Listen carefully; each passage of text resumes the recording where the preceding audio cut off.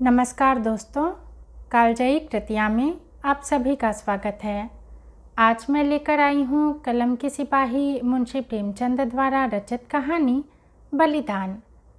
यह कहानी किसानों के संघर्षपूर्ण जीवन व एक किसान के मजदूर बनने की त्रासदी को ज्वलन तरीके से उभारती है। कर्ज में डूबे हुए किरधारी के उपजाऊ खेतों पर कईयों की नज़र थी, परंतु फिर ऐसा क्या हुआ कि उसके खेत का नाम लेने से भी सब डरने लगे। जानने के लिए सुनिए कहानी बलिदान। मनुष्य की आर्थिक अवस्था का सबसे ज़्यादा असर उनके नाम पर पड़ता है। मौजी बेला के मंगरू ठाकुर जब से कांस्टेबल हो गए हैं, उनका नाम मंगल सिंह हो गया है। अब उन्हें कोई मंगरू कहने का साहस नहीं कर सकता। कल्लू अहिर ने जब से हल्के के थानेदार साहब से मित्रता कर ली है और गांव का मुखिया हो गया है, उसका नाम कालिका दीन हो गया है। अब से कोई कल्लू कहे तो आंखें लाल पीली करता है। इसी प्रकार हरक चंद्र कुर्मी अब हरखू हो गया है। आज से 20 साल पहले उसके यहाँ शक्कर बनती थी, कई हल्की खेती होती थी और कारोबार खूब फैला हुआ था। लेकिन विदेशी शक्कर की आमद ने उसे मटिया मेट कर दिया। धीरे धीरे कारखाना टूट गया, जमीन टूट गई, गाहक टूट गए और वह भी टूट गया। 70 वर्ष का बूढ़ा जो एक तकिएदार माचे पर बैठा हुआ नारियल पिया करता था, अब सिर पर टोकरी लिए खाद फेंकने जाता है। परंतु उसके मुख पर अब भी एक प्रकार की गंभीरता, बातचीत में अब भी एक प्रकार की अकड़, चाल ढाल में अब भी एक प्रकार का स्वाभिमान भरा हुआ है। इन पर काल की गति का प्रभाव नहीं पड़ा। रस्सी जल गई पर बल नहीं टूटा। भले दिन मनुष्य के चरित्र पर सदैव के लिए अपना चिन्ह छोड़ जाते हैं। हरखू के पास अब केवल 5 बीघा जमीन है, केवल 2 बैल हैं, एक हल्की खेती होती है। लेकिन पंचायतों में आपस के कलह में उसकी सम्मति अब भी सम्मान की दृष्टि से देखी जाती है। वह जो बात कहता है बेलाग कहता है और गांव के अनपढ़े उसके सामने मुंह नहीं खोल सकते। हरखू ने अपने जीवन में कभी दवा नहीं खाई। वह बीमार जरूर पड़ता, कुंवार मास में मलेरिया से कभी न बचता था, लेकिन 10-5 दिन में वह बिना दवा खाए चंगा हो जाता था। इस वर्ष भी कार्तिक में बीमार पड़ा और यह समझकर कि अच्छा तो हो ही जाऊंगा, उसने कुछ परवाह न की। परंतु अब की ज्वर मौत का परवाना लेकर चला था। एक सप्ताह बीता, दूसरा सप्ताह बीता, पूरा महीना बीत गया, पर हरखू चारपाई से न उठा। अब उसे दवा की ज़रूरत मालूम हुई। उसका लड़का गिरधारी कभी नीम की सीके पिलाता, कभी गुर्ज का सत, कभी गदापूर्णा की जड़, पर इन औषधियों से कोई फ़ायदा न होता था। हरखू को विश्वास हो गया कि अब संसार से चलने के दिन आ गए। एक दिन मंगल सिंह उसे देखने गए। बेचारा टूटी खाट पर पड़ा राम राम जप रहा था। मंगल सिंह ने कहा, बाबा बिना दवा खाए अच्छे न होगे, कुनैन क्यों नहीं खाते? हरखू ने उदासीन भाव से कहा, तो लेते आना। दूसरे दिन कालिका दीन ने आकर कहा, बाबा 2-4 दिन कोई दवा ले लो, अब तुम्हारी जवानी की देह थोड़ी ही है कि बिना दवा दर्पण के अच्छे हो जाओगे। हरखू ने उसी मन भाव से कहा, तो लेते आना, लेकिन रोगी को दिखाना एक बात है, दवा लाकर उसे देना दूसरी बात है। पहली बात शिष्टाचार से होती है, दूसरी सच्ची संवेदना से। न मंगल सिंह ने खबर ली, न कालिका दीन ने, न किसी तीसरे ही ने। हरखू दालान में खाट पर पड़ा रहता। मंगल सिंह कभी नजर आ जाते तो कहता, भैया वह दवा नहीं लाए। मंगल सिंह कतरा कर निकल जाते। कालिका दीन दिखाई देते तो उनसे भी यही प्रश्न करता, लेकिन वह भी नज़र बचा लेता। या तो उसे यह सूझता ही नहीं था कि दवा पैसों के बिना नहीं आती, या वह पैसों को जान से भी प्रिय समझता था, अथवा वह जीवन से निराश हो गया था। उसने कभी दवा के दाम की बात नहीं की। दवा न आई, उसकी दशा दिनों दिन बिगड़ती गई, यहाँ तक कि 5 महीने कष्ट भोगने के बाद उसने ठीक होली के दिन शरीर त्याग दिया।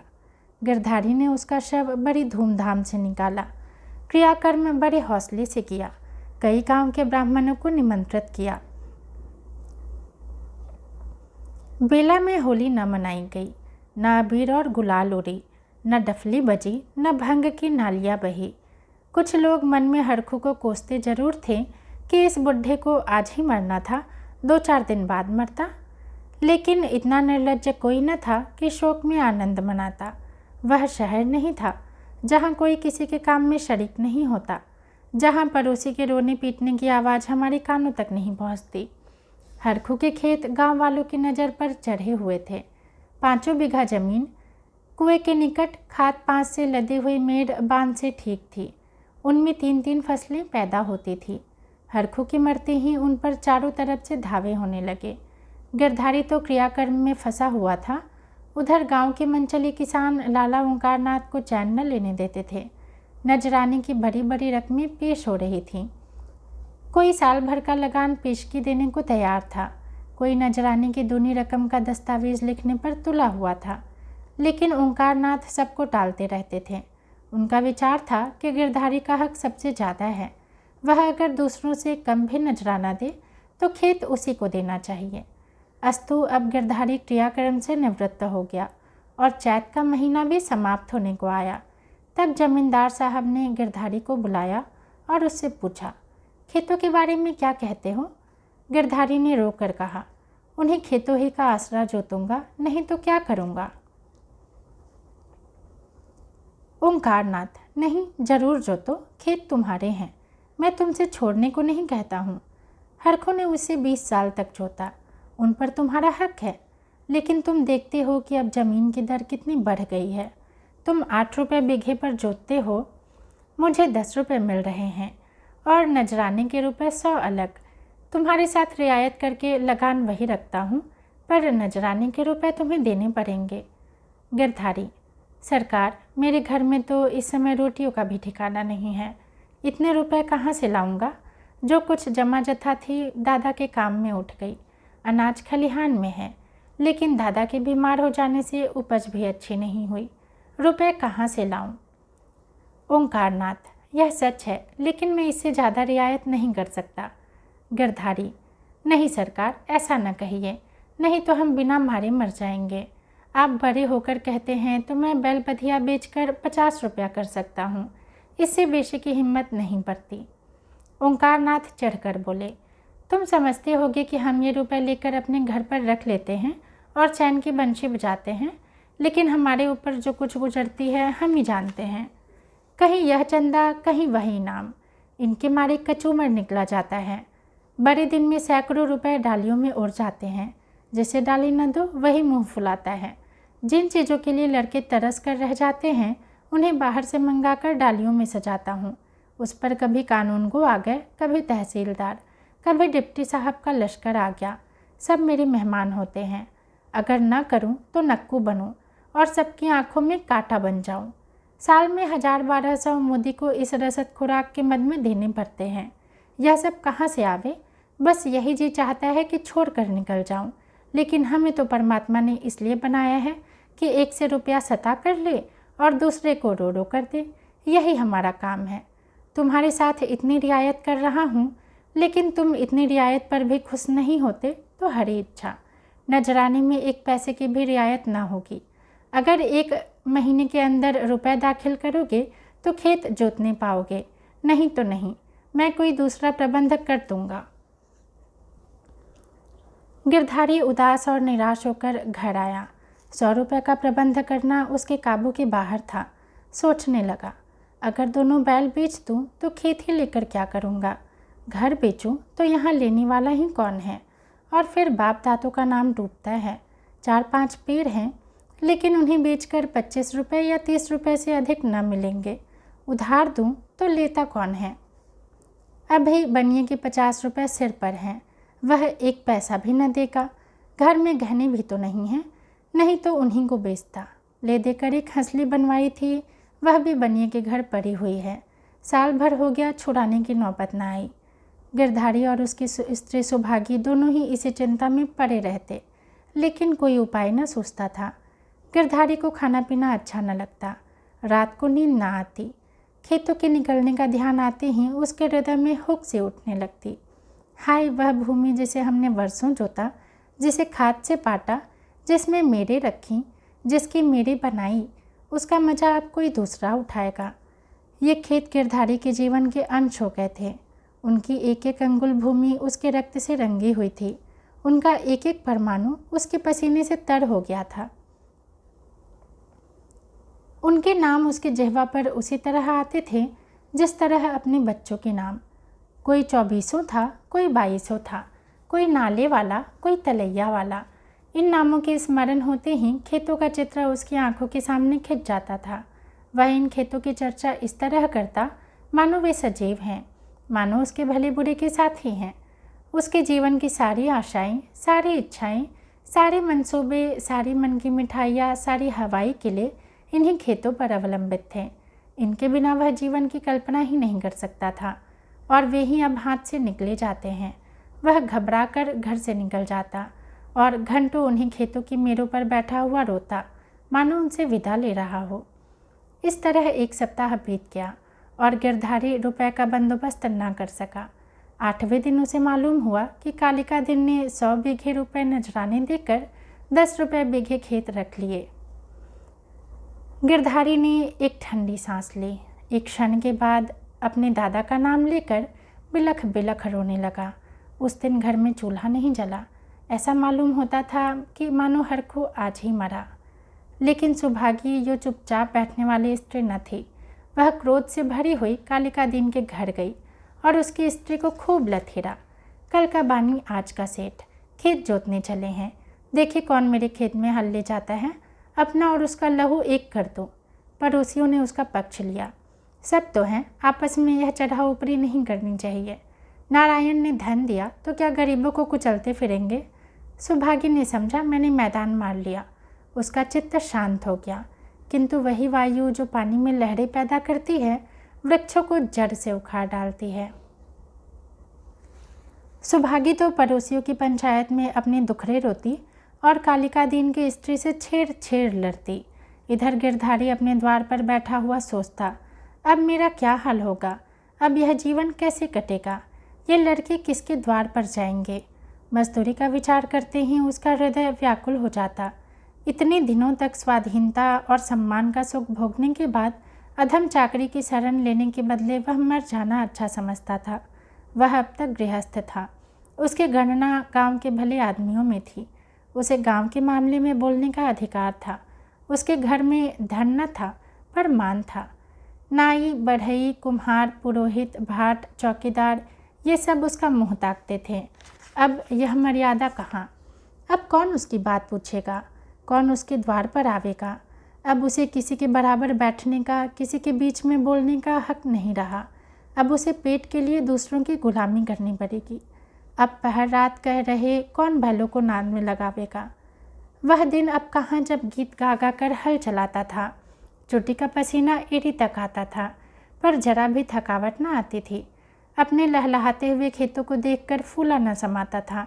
खलिहान में अनाज का ढेर सामने रखे अपने को राजा समझता था।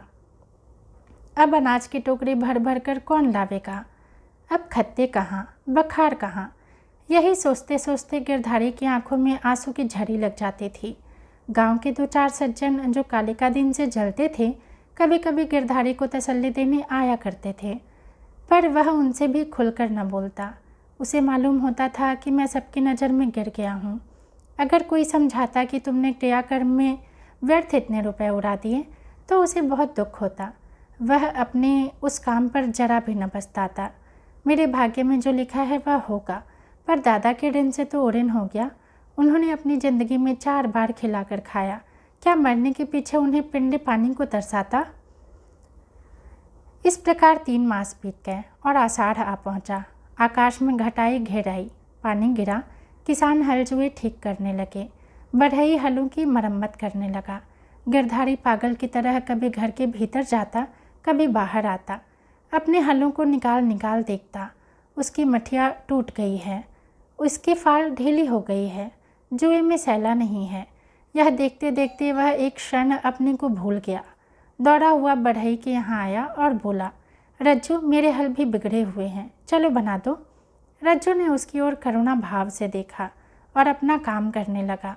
गिरधारी को होश आ गया, नींद से चौंक पड़ा। ग्लानि से उसका सिर झुक गया, आंखें भर आईं, चुपचाप घर चला आया। गांव के चारों ओर हलचल मची हुई थी।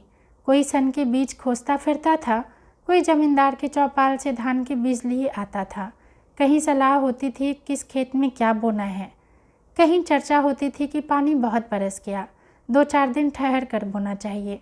गिरधारी ये बातें सुनता और जलहीन मछली की तरह तड़पता था। एक दिन संध्या समय गिरधारी खड़ा अपने बैलों को खुजला रहा था कि मंगल सिंह आए और इधर उधर की बातें करके बोले, गोई को बांधकर कब तक खिलाओगे, निकाल क्यों नहीं देते? गिरधारी ने मलिन भाव से कहा, हाँ कोई गाहक आवे तो निकाल दो। मंगल सिंह, एक गाहक तो हम ही हैं, हम ही को दे दो। गिरधारी अभी कुछ उत्तर न देने पाया था कि तुलसी बनिया आया। गरज कर बोला, गिरधारी तुम्हें रुपए देने हैं कि नहीं, वैसा कहो। 3 महीने से हिला हवाला करते चले आते हो, अब कौन खेती करते हो कि तुम्हारी फसल को अगोरे बैठे रहें? गिरधारी ने दीनता से कहा, साह जैसे इतने दिनों माने हो, आज और मान जाओ, कल तुम्हारी एक एक कौड़ी चुका दूंगा। मंगल और तुलसी ने इशारे में बात की और तुलसी भुनभुनाता हुआ चला गया। तब गिरधारी मंगल सिंह से बोला, तुम इन्हें ले लो तो घर के घर में ही रह जाए, कभी कभी आँख से देख तो लिया करूँगा। मंगल, मुझे अभी तो ऐसा कोई काम नहीं, लेकिन घर पर सलाह करूँगा। गिरधारी, मुझे तुलसी के रुपए देने हैं, नहीं तो खिलाने को तो भूसा है। मंगल, यह बड़ा बदमाश है, कहीं नालिश न कर दे। सरल हृदय गिरधारी धमकी में आ गया। कार्यकुशल मंगल सिंह को सस्ता सौदा करने का यह अच्छा सुअवसर प्राप्त हुआ। 80 रुपये की जोड़ी 60 रुपये में ठीक कर ली। गिरधारी ने अब तक बैलों को न जाने किस आशा में बांध कर खिलाया था। आज आशा का वह कल्पित सूत्र भी टूट गया।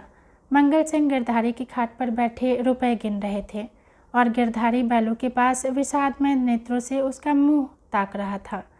आह, यह मेरे खेतों के कमाने वाले, मेरे जीवन के आधार, मेरे अन्नदाता, मेरी मान मर्यादा की रक्षा करने वाले, जिनके लिए पहर रात से उठकर छांटी काटता था, जिनके खलीदाने की चिंता अपने खाने से ज़्यादा रहती थी, जिनके लिए सारा घर दिन भर हरियाली उखाड़ा करता था। ये मेरी आशा की 2 आँखें, मेरे इरादे के 2 तारे, मेरे अच्छे दिनों के 2 चिन्ह, मेरे 2 हाथ अब मुझसे विदा हो रहे हैं।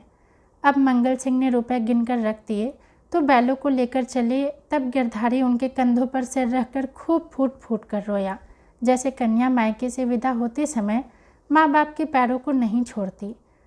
उसी दिन गिरधारी इन बैलों को न छोड़ता था। सुभागी भी दालान में खड़ी रो रही थी और छोटा लड़का मंगल सिंह को एक बांस की छड़ी से मार रहा था। रात को गिरधारी ने कुछ नहीं खाया, चारपाई पर पड़ा रहा। प्रातःकाल सुभागी चिलम भर कर ले गई तो वह चारपाई पर न था। उसने समझा कहीं गए होंगे, लेकिन जब 2-3 घड़ी चढ़ गया और वह न लौटा तो उसने रोना धोना शुरू किया। गांव के लोग जमा हो गए, चारों ओर खोज होने लगी, पर गिरधारी का पता न चला। संध्या हो गई, अंधेरा छा रहा था। सुभागी ने दिया जलाकर गिरधारी के सिरहाने रख दिया था और बैठी द्वार की ओर ताक रही थी कि सहसा उसे पैरों की आहट मालूम हुई। सुभागी का हृदय धड़क उठा। वह दौड़ कर बाहर आई और इधर उधर ताकने लगी। उसने देखा कि गिरधारी बैलों की नाद के पास सिर झुकाए खड़ा है। सुभागी बोल उठी, घर आओ, वहाँ क्यों खड़े हो, आज सारे दिन कहाँ रहे?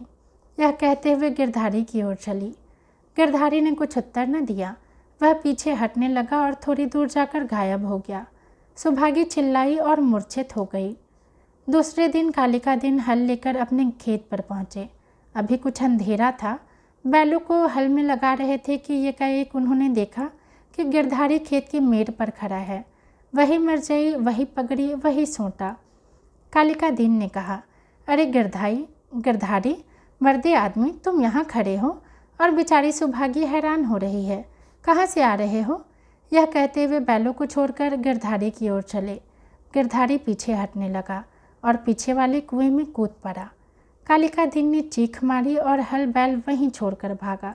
सारे गांव में शोर मच गया और लोग नाना प्रकार की कल्पनाएं करने लगे। कालिका दीन को गिरधारी वाले खेतों में जाने की हिम्मत न पड़ी। गिरधारी को गायब हुए 6 महीने बीत चुके हैं। उसका बड़ा लड़का अब एक ईंट के भट्टे में काम करता है और 20 रुपये महीना घर आता है। अब वह कमीज और अंग्रेजी जूता पहनता है। घर में दोनों जून तरकारी पकती है और जौ के बदले गेहूँ खाया जाता है, लेकिन गांव में उसका कुछ भी आदर नहीं। अब वह मजूरा है। सुभागी अब पराए गांव में आए हुए कुत्ते की भांति दुबकती फिरती है। अब वह पंचायत में नहीं बैठती, अब वह मजूर की माँ है। कालिका दीन ने गिरधारी के खेतों से इस्तीफा दे दिया है, क्योंकि गिरधारी अभी तक अपने खेतों के चारों तरफ मंडराया करता है। अंधेरा होते ही वह मेड़ पर आकर बैठ जाता है और कभी कभी रात को उधर से उसके रोने की आवाज़ सुनाई देती है। वह किसी से बोलता नहीं, किसी को छेड़ता नहीं। उसे केवल अपने खेतों को देखकर संतोष होता है।